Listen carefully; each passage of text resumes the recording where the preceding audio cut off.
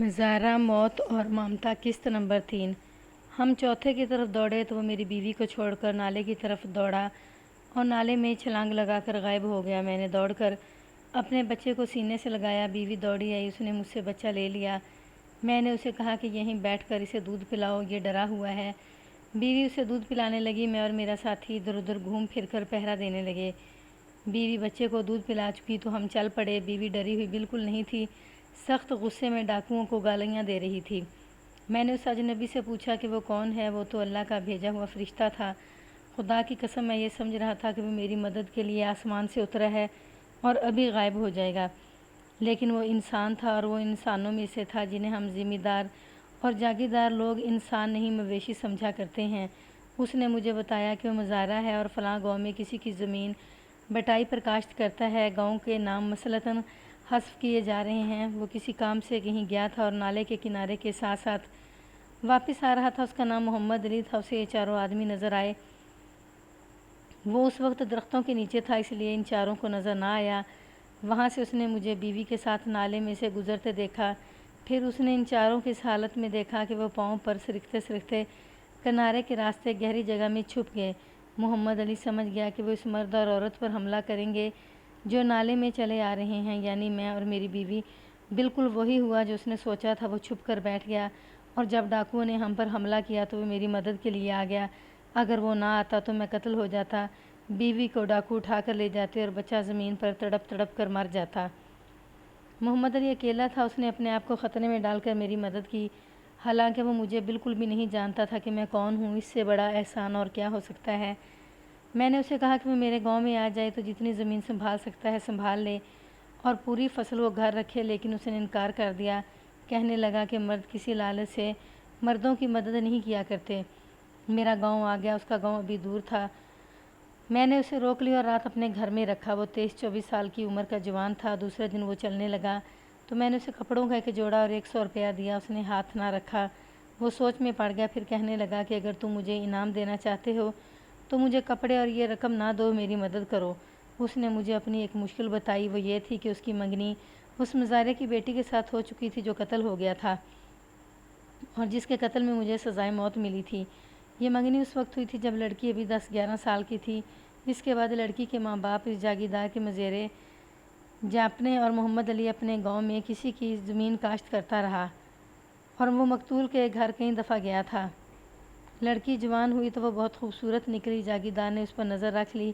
اس کی جاگیردار کے کسی بھی مزیرے کی بیوی ذرا اچھی شکل اور صورت کی یا اچھی عمر کی ہو، یا کسی مزیرے کی بیٹی جوان اور اچھی شکل والی ہو، یہ مردود جاگیردار اسے اپنی عیاشی کا ذریعہ بنا لیتا تھا۔ عیاشی کے لیے اس نے اپنی الگ بیٹھک بنائی ہوئی تھی۔ محمد علی کے والدین شادی کا دن مقرر کرنے گئے تو لڑکی کے والدین نے جواب دیا کہ دن جاگیردار مقرر کرے گا۔ جاگیردار کو بتایا جا چکا تھا کہ لڑکی کی منگنی بچپن میں ہو چکی ہے۔ اس کے بعد محمد علی کے والدین 2-3 دفعہ دن مقرر کرنے گئے اور ہر بار انہیں یہی جواب ملا کہ دن چودھری صاحب مقرر کریں گے۔ آخری بار جب وہ گئے تو لڑکی کی ماں نے محمد علی کی ماں کو بتایا کہ جاگیردار بدکار آدمی ہے اور وہ لڑکی کو خراب کرنا چاہتا ہے۔ اس نے کئی بار کہا ہے کہ لڑکی کو اس کے گھر کے کام کاج کے لیے بھیجا جائے، لیکن لڑکی صاف جواب دے چکی ہے، ہم غریب لوگ چودھری کا دیا کھاتے ہیں، سمجھ نہیں آتی کہ کیا کریں اور کہاں جائیں۔ محمد علی کے ماں باپ واپس آ گئے اور محمد علی کو بتایا۔ محمد علی غیرت مند جوان تھا، اس نے لڑکی کو بھگا لے جانے کا فیصلہ کر لیا۔ وہ ایک روز لڑکی کے گھر چلا گیا۔ جس لڑکی کے ساتھ منگنی ہو جائے اس کے ساتھ منگیتر بات نہیں کر سکتا، لیکن محمد علی نے اس رواج کی پرواہ نہ کی اور لڑکی سے مل کر اس سے پوچھا کہ اس کا کیا ارادہ ہے۔ لڑکی صاف تھی، اس نے کہا کہ وہ اس کے ساتھ جانے کو تیار ہے۔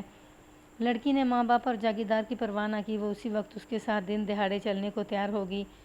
ماں باپ نے اسے روکا، لیکن وہ غصے میں آگے انہوں نے کہا کہ وہ ان کی خاطر اپنی عزت قربان نہیں کر سکتی۔ وہ محمد علی کے ساتھ چل پڑی، لیکن کھیتوں میں سے گزرتے انہیں 2 مزیروں نے روک لیا۔ یہ چودھری کے خاص مزیرے تھے، جن کے متعلق بعد میں پتہ چلا کہ اس کے جاسوس ہیں اور لڑکی پر چوری چھپے پہرا دیتے رہتے ہیں۔ انہوں نے محمد علی سے پوچھا کہ وہ کون ہے اور لڑکی کو کہاں لے کے جا رہا ہے۔ محمد علی نے انہیں بتایا کہ وہ لڑکی کا منگیتر ہے اور اسے 1-2 دنوں کے لیے اپنے گاؤں لے جا رہا ہے۔ ان دونوں مزاروں نے لڑکی کو واپس گھر بھیج دیا اور محمد علی کو پکڑ کر جاگیردار کے پاس لے گئے۔ جاگیردار نے اس کی بہت بے عزتی کی اور اسے دھمکی دی کہ وہ پھر کبھی اس کی جاگیر میں آیا تو اس کی لاش بھی نہیں ملے گی۔ دونوں مزاروں نے چودھری کو خوش کرنے کے لیے محمد علی کو تھپڑ مارے اور دھکے دے دے کر اپنی حدود سے باہر چھوڑائے۔ محمد علی نے یہ قصہ سنا کر کہا کہ اگر میں لڑکی کو گھر سے نکال لاؤں تو اس کا احسان چکا جائے گا۔ اس نے کہا مجھے کچھ نہیں چاہیے، نہ کپڑے، نہ روپیہ، نہ پیسہ، نہ زمین، مجھے اپنی منگیتر چاہیے۔ میں چاہتا ہوں کہ وہ چودھری کی بے نکاحی بیوی بننے سے پہلے گھر سے نکل آئے یا مر جائے۔ میں تیار ہو گیا، محمد علی کو گاؤں بھیج دیا اور اسی روز لڑکی کے گھر چلا گیا۔ میں احمد کی کہانی توڑ کر بتانا چاہتا ہوں کہ لڑکی اور احمد کے گاؤں کہاں کہاں تھے۔ لڑکی کے گاؤں کے 12-13 گھرانے تھے جو جاگیردار کے گھر سے 1 کوس دور تھے۔ احمد کا گاؤں وہاں سے کوئی 2 کوس دور تھا اور محمد علی کا گاؤں احمد کے گاؤں سے تقریباً 3 کوس اور لڑکی کے گاؤں سے اس سے ذرا زیادہ ہوگا۔ احمد لڑکی کے گھر چلا گیا۔ اس نے مجھے اس طرح سنایا۔ لڑکی کے باپ کو میں نے تسلی دلاسا دیا اور کہا کہ میں لڑکی کو چوری چھپے محمد علی کے گھر پہنچا دوں گا اور تم لوگ چودھری کو بتانا کہ لڑکی رات کے وقت بھاگ گئی ہے۔ باپ پہلے تو ڈرتا رہا، کوئی باپ اپنی لڑکی کو کسی غیر مرد کے ساتھ جانے نہیں دیتا، خواہ اس کی جان چلی جائے، لیکن یہ لوگ مزیرے ہیں، انہیں ہم نے یقین دلا دیا ہے کہ تمہاری کوئی عزت نہیں، تمہاری بیٹیاں اور بیویاں بھی تمہاری نہیں، تم صرف اناج اگانے اور گالیاں کھانے کے لیے پیدا ہوئے ہو۔ اس لڑکی کا باپ جاگیردار کے عتاب سے ڈرتا تھا، ویسے وہ رضامند تھا کہ لڑکی چلی جائے۔ میں جب وہاں سے نکلا تو 2 مزاروں نے مجھے روکا۔ وہ مجھے جانتے تھے کہ میں کسی کا مزارہ نہیں بلکہ اپنے گاؤں کا خوشحال ذمہ دار ہوں۔ انہوں نے فرمانبرداری سے مجھے پوچھا کہ میں کدھر آیا تھا۔ میں نے انہیں ٹال دیا اور اپنے گاؤں آ گیا۔ تیسرے دن میں پھر لڑکی کے گھر گیا اور اسے بتایا کہ آج سے چوتھی رات میں اسے لینے آؤں گا۔ اس روز بھی ان مزاروں نے مجھے دیکھا اور میں اس نتیجے پر پہنچا کہ لڑکی کے لیے پہرا زیادہ ہو گیا ہے۔ میں اپنے گاؤں آ گیا۔ شام کے وقت جاگیردار کا ایک آدمی میرے پاس آیا اور مجھے الگ کر کے کہا کہ چودھری صاحب نے کہا ہے کہ تم اپنی کرتوت سے باز آ جاؤ، ورنہ تمہارا خاندان ساری عمر روتا رہے گا۔ جاگیردار کو مخبروں اور جاسوسوں نے بتا دیا تھا کہ میں لڑکی کے گھر جاتا ہوں۔ میں نے اس آدمی سے کہا کہ اپنے چودھری سے کہنا کہ تمہاری بادشاہی اپنی جاگیردار کے اندر ہے اور اسے یہ بھی کہنا کہ تم بدکاری سے باز آ جاؤ ورنہ کتے کی موت مرو گے۔ میں دوسرے دن محمد علی کے گاؤں گیا اور اسے اپنے ساتھ لے آیا۔ اسے بتا دیا کہ میں لڑکی کو لا رہا ہوں۔ اس نے کہا کہ وہ بھی ساتھ چلے گا، لیکن میں نے اسے کہا کہ اس طرح میں احسان پوری طرح نہیں چکا سکوں گا اور یہ بھی خطرہ ہے کہ وہ کہیں مارا ہی نہ جائے۔ وہ رات آئی جب مجھے لڑکی کو لانا تھا۔ میں لڑکی کو سب کچھ سمجھا آیا تھا۔ مجھے گاؤں کے قریب ایک خاص جگہ کھڑے ہونا تھا اور لڑکی کو وہاں تک پہنچنا تھا۔ میں وہاں جا کھڑا ہوا۔ ادھر سے 2 آدمی باتیں کرتے ہوئے آہستہ آہستہ آ رہے تھے۔ میں چھپ کر بیٹھ گیا۔ وہ میرے قریب سے گزرے تو ان کی باتوں سے میں نے اندازہ لگایا کہ وہ پہرا دے رہے ہیں۔ وہ آگے چلے گئے تو مجھے اندھیرے میں کوئی اپنی طرف آتا دکھائی دیا۔ رات گھوپ اندھیری تھی۔ وہ سایہ میرے قریب آ گیا تو پتہ چلا کہ لڑکی ہے۔ میں اٹھ کھڑا ہوا۔ لڑکی نے مجھے کہا جلدی چلو، میں گھر والوں کو سوتا چھوڑ آئی ہوں۔ لڑکی نے یہ غلطی کی کہ ذرا اونچی آواز میں بات کی۔ رات کی خاموشی میں اس کی آواز دور تک پہنچ گئی اور پہرے داروں نے سن لی۔ انہوں نے آواز دی کون ہے؟ میں لڑکی کو ساتھ لے کر فصل کی اوٹ میں جھک جھک کر چل پڑا۔ پہرے دار دوڑے آئے۔ انہوں نے شاید ہمیں دیکھ لیا تھا، وہ ہماری طرف آ رہے تھے۔ میں نے لڑکی کو فصل کے اندر چھپا دیا اور خود بھی چھپ گیا۔ وہ دونوں مینڈ پر آ رہے تھے، ہمارے قریب آ کر رک گئے۔ ایک کہہ رہا تھا کہ کوئی آدمی تھا، دوسرے نے کہا نہیں یار کتا تھا۔ پھر ایک کی آواز آئی چلو اس کے گھر چل کر دیکھ لیں حرام زادی گھر ہے یا نہیں۔ دوسرے نے گالی دے کر کہا کہ عیش کرے گا چودھری اور ہم بیکار کا پہرے دیتے پھر رہے ہیں۔ دونوں گاؤں کے اندر چلے گئے تو ہم فصل سے نکلے اور چھپتے چھپاتے دور نکل آئے۔ جب اپنے گاؤں کے راستے پر پہنچے تو محمد علی کلہاڑی لیے کھڑا تھا۔ دور سے ہم نے دیکھا کہ لڑکی کے گاؤں کے ارد گرد لالٹینیں گھوم پھر رہی تھیں۔ وہ لڑکی کو تلاش کر رہے تھے۔ میں نے لڑکی اور محمد علی کو ایک اور گاؤں میں رکھنے کا انتظام کر لیا تھا۔ رات ہی رات انہیں وہاں چھوڑ آیا اور رات کے پچھلے پہر اپنے گھر پہنچا۔ میری بیوی کے سوا کسی کو علم نہیں تھا کہ میں نے رات کو کیا کیا ہے۔ بے شک یہ ایک نیکی تھی، لیکن اپنی برادری والے یہی کہہ کر مجھے بدنام کر دیتے کہ میں نے ایک لڑکی اغوا کی یا کرائی ہے۔ میں نے دوسرے دن جا کر ان کا نکاح پڑھوا دیا اور محمد علی لڑکی کو اپنے گھر لے گیا۔ خطرہ یہ تھا کہ جاگیردار اسے وہاں کوئی نقصان نہ پہنچائے۔ میں نے اپنے دوست سے مل کر ایک دور دراز گاؤں میں محمد علی کو کافی ساری زمین بٹائی پر دلا دی اور اسے اپنے سارے کنبے کو لے کر وہاں چلا گیا۔ جس روز میں نکاح پڑھوا کر اپنے گاؤں میں آیا تو میں بہت ہی خوش تھا کہ میں نے احسان کا بدلہ چکا دیا ہے، لیکن مجھے معلوم نہیں تھا کہ ابھی میری سخت آزمائش باقی ہے۔ شام کے وقت جاگیردار کا وہی آدمی جو مجھے اس کی دھمکی والا پیغام دینے آیا تھا میرے گھر آیا اور جاگیردار کا یہ پیغام مجھے دیا لڑکی واپس کر دو ورنہ پچھتاؤ گے۔ میں نے جواب دیا لڑکی اپنے سر کے سائیں کے پاس پہنچ گئی ہے، ہمت ہے تو جا کے لے آؤ۔ اور اپنے چودھری سے کہنا کہ لڑکی کو میں نے اپنے ہاتھوں تمہاری جاگیر سے نکال کر وہاں پہنچایا ہے۔ اس کے بعد مجھے کچھ پتہ نہ چلا کہ جاگیردار کی بادشاہی کے اندر کیا ہو رہا ہے۔ میں اپنی جگہ ہوشیار رہا، لیکن جاگیردار نے ایسی چال چلی جو میں نے کبھی سوچی بھی نہیں تھی۔ 10-12 دنوں بعد سکھ تھانے دار نے میرا دروازہ کھٹکھٹایا۔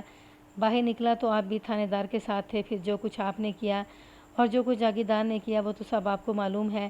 میں اگر لڑکی اور محمد علی کو اپنی صفائی میں عدالت میں لے آتا تو مجھے سزائے موت نہ مل سکتی۔ میں نے آپ کے ساتھ بھی لڑکی کا ذکر نہ کیا۔ جب آپ نے مجھ سے اس کے متعلق پوچھا تو میں نے صاف کہہ دیا کہ وہ میری عزت ہے، اسے میں کچہری نہیں چڑھاؤں گا۔ وہ غریب اور پاک صاف لڑکی ہے۔ میں جب جیل میں تھا تو محمد علی مجھے ملنے کے لیے وہاں گیا تھا۔ وہ بہت روتا تھا اور کہتا تھا کہ میرے پاس پلے کچھ بھی نہیں جس سے تمہاری مدد کروں۔ مجھے اپنے اللہ پر بھروسہ تھا۔ اللہ نے میری مدد کی اور جاگیردار کو سزائے موت دے دی۔ میں نے اسے ایک بار یہ پیغام بھیجا تھا کہ بدکاری سے باز آ جاؤ ورنہ کتے کی موت مرو گے۔ دیکھ لو وہ کیسی موت مرا، اس کے قاتل کا کسی کو پتہ نہیں چلا۔ وہ مرا بھی اس طرح کہ اس کی لاش باہر زمین پر پڑی رہی۔ میں نے احمد کو رسول پاک صلی اللہ علیہ وآلہ وسلم اور قرآن کی قسم کھا کر کہا کہ میں یہ راز دل میں رکھوں گا۔ مجھے بتا دو کہ جاگیردار کو کس نے گولی ماری تھی۔ اس نے بھی میری طرح قسمیں کھا کر کہا کہ اسے بالکل علم نہیں۔ محمد علی غریب مزاحرہ ہے، وہ اتنی دور سے آ کر اسے بندوق سے کس طرح مار سکتا تھا؟ میں خود جیل میں تھا، میرا کوئی سگا بھائی نہیں، باپ بھی مر چکا ہے، اور کون تھا میرا بدلہ لینے والا؟ کوئی بھی نہیں۔ احمد نے اس کی آگے کہانی اس طرح سنائی۔ میں رہا ہو کر آیا تو محمد علی اپنی بیوی کو ساتھ لے کر میرے گھر آیا۔ میں نے انہیں 3-4 روز اپنے گھر رکھا۔ لڑکی نے بتایا کہ جاگیر نے اس کے جوان ہونے پر ایک روز اپنے خاص کمرے میں بلایا اور اس سے سر اور ٹانگیں دبواتا رہا۔ بہت دیر بعد اس نے لڑکی کو 2 روپے دیے اور اگلے روز پھر بلایا۔ لڑکی گئی تو جاگیردار پھر اسے ٹانگیں دبوانے لگا۔ لڑکی اسے اپنے باپ کی طرح سمجھتی تھی، لیکن اس نے لڑکی کے دونوں ہاتھ پکڑ کر اپنے اوپر گرا لیا۔ لڑکی گھبرا گئی اور ہاتھ پاؤں مارنے لگی۔ جاگیردار نے اسے چھوڑ دیا اور 5 روپے دے کر کہا کہ تم تو میری بچی ہو، کل پھر آنا۔ لیکن لڑکی نہ گئی۔ وہ اس کی نیت بھانپ گئی تھی۔ کچھ دنوں بعد وہ خود لڑکی کے گھر پہنچ گیا اور اس گھرانے پر مہربانیاں کرنے لگا۔ ماں باپ لڑکی کو سمجھانے بجھانے لگے کہ وہ جاگیردار کے گھر چلی جایا کرے، لیکن لڑکی نہ گئی۔ جب محمد علی کے ہاں باپ شادی کا دن مقرر کرنے گئے تو جاگیردار نے، جسے پہلے ہی لڑکی کے ماں باپ سے پتہ چل چکا تھا کہ لڑکی کی منگنی ہو چکی ہے، شادی رکوائے رکھی۔ پھر لڑکی کو میں نکال کر لے گیا۔ احمد نے لڑکی کی کہانی تو سنا دی، مگر مزاحرے یعنی لڑکی کے باپ کا قتل پھر بھی میرے لیے راز ہی رہا۔ پھر اسے کس نے قتل کیا تھا؟ میں نے اپنے طور پر کچھ عرصے بعد یہ راز بھی حاصل کر لیا۔ چونکہ جاگیردار خود بھی قتل ہو چکا تھا، اس لیے اس کے عزیز رشتہ داروں کے ساتھ تفتیش کے سلسلے میں اٹھنا بیٹھنا رہتا تھا۔ اس کا ایک بیٹا تھا جس کی عمر 16-17 سال تھی۔ ایک روز میں نے اسے الگ کر کے پوچھا کہ وہ مزاحرے کے متعلق کچھ بتا سکتا ہے یا نہیں۔ اس نے باپ کی طرح جھوٹ بولا کہ مزاحرے کو احمد نے قتل کیا تھا۔ دیکھو بیٹا، میں نے اسے کہا مزاحرے کا قاتل تمہارا باپ تھا۔ اس نے مزاحرے کو اپنے گھر میں قید رکھ کر بھوکا مارا ہے۔ ڈاکٹر کی پوسٹ مارٹم رپورٹ پڑھو جس پر احمد کو وکیل نے بری کرایا ہے۔ جب تک تم یہ راز نہیں کھولو گے تمہارے باپ کے قاتل کا سراغ نہیں مل سکتا۔ لڑکا گھبرا گیا۔ آخر میرے زور دینے پر وہ پھوٹ پڑا۔ اس نے بتایا کہ اس نے ایک روز باپ کے الگ مکان میں جھانکا تھا، وہاں گھر کے کسی فرد کو جانے کی اجازت نہیں تھی۔ جاگیردار گھر والوں کو بتایا کرتا تھا کہ وہاں وہ مزدوروں کے جھگڑے سنتا اور فیصلے کرتا ہے۔ اس لڑکے نے ایک رات وہاں جھانک کر دیکھا تو اسے اندر کمرے میں لڑکی کا باپ نظر آیا۔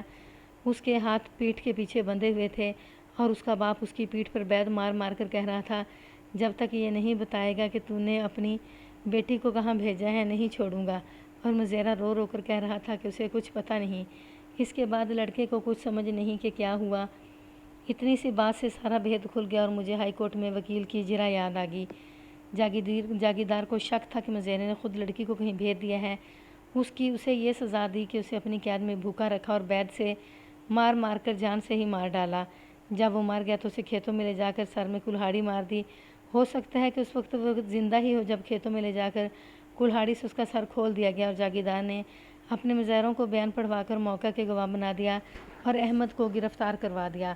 اس نے ایک تیر سے 2 شکار مارنے کی کوشش کی تھی۔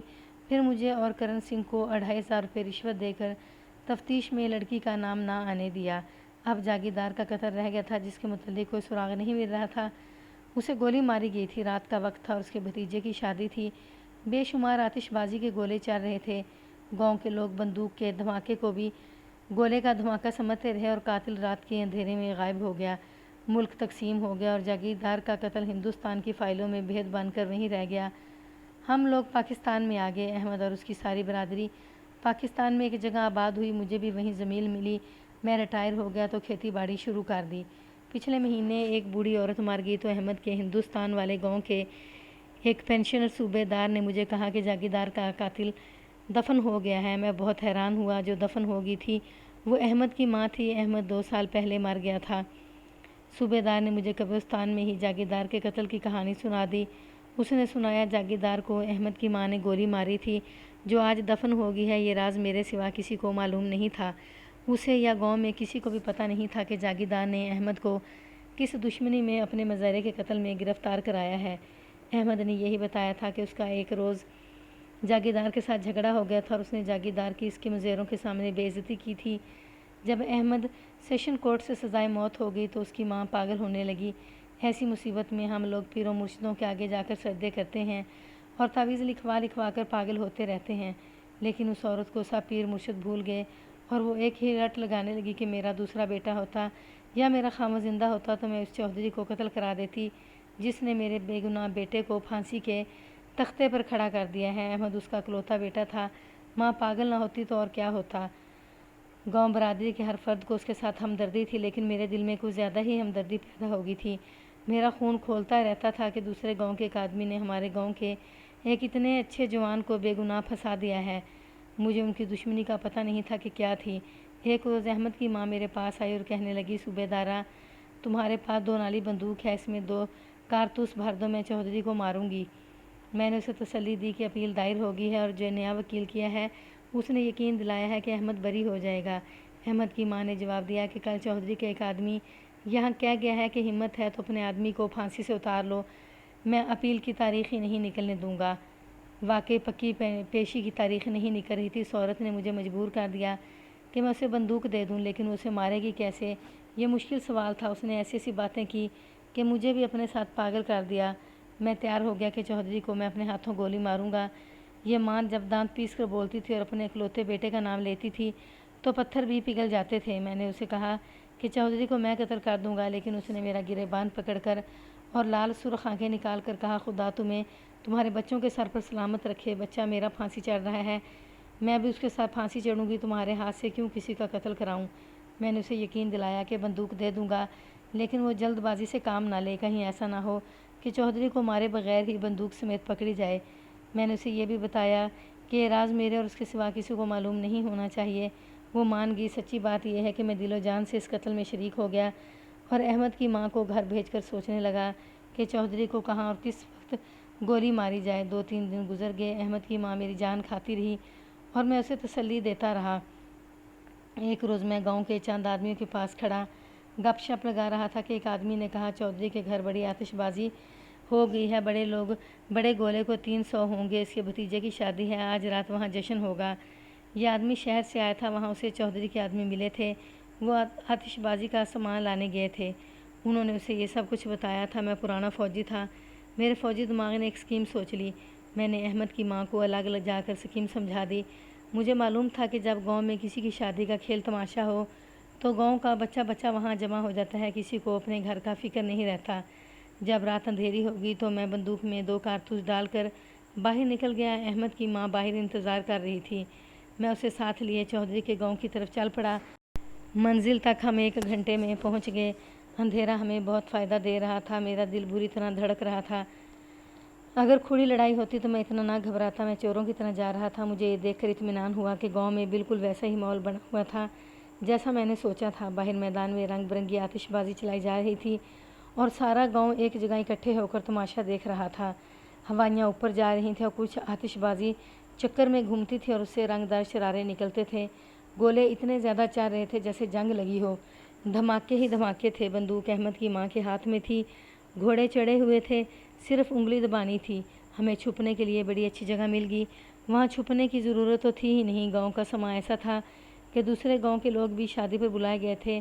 رات کا وقت تھا، اس لیے ہمیں کوئی غور سے نہیں دیکھ سکتا تھا۔ وہاں ہر کوئی ہر کسی کو شادی میں شریک سمجھتا تھا، مگر مسئلہ یہ تھا کہ چودھری کو گولی کس طرح ماری جائے۔ بھرے مجمع میں تو میں نہیں چاہتا تھا کہ احمد کی ماں سے گولی مارے اور پکڑی جائے۔ وہ کہیں نظر نہیں آ رہا تھا، لیکن جب موت آتی ہے تو انسان اپنے آپ ہی موت کے سامنے جا کھڑا ہوتا ہے۔